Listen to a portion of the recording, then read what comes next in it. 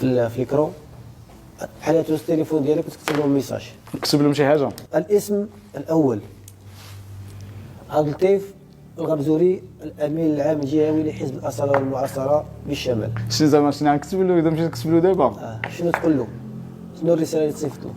واش جينيرالمون سي عبد اللطيف بكل صراحه المسار السياسي ديالي ولا الحزبي، هذا السيد هذا ساكون له شاكرا طول حياتي، تعلمت منه الكثير.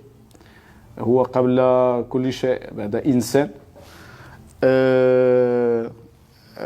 من ناحيه لا الثقافيه ولا العلميه ولا المعرفيه. وبعض المرات انا كنقول كنتصل به تنسقسيه في مجموعه ديال الاشياء اللي خارج الحزب وخارج على الاراء ديالو.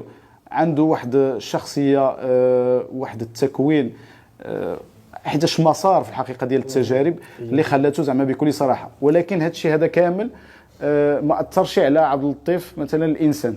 عبد اللطيف مثلا اللي عنده مجموعه ديال الاحاسيس، مجموعه ديال الافكار، واللي كيحاول، انا عندي هذه القناعه، كيحاول دائما يعدل ما في وسعه باش الامور تمشي مزيان، بالرغم من الصعوبه ديال بزاف ديال الحاجات. ولكن كنعتقد بانه كيعدل افضل ما يمكن انه يتعدل.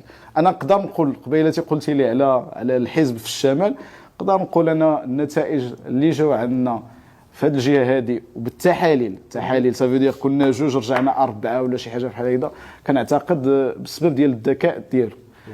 هو كتوم ما كيهضرش بزاف، ولكن كنعتقد بانه مفاوض ماهر.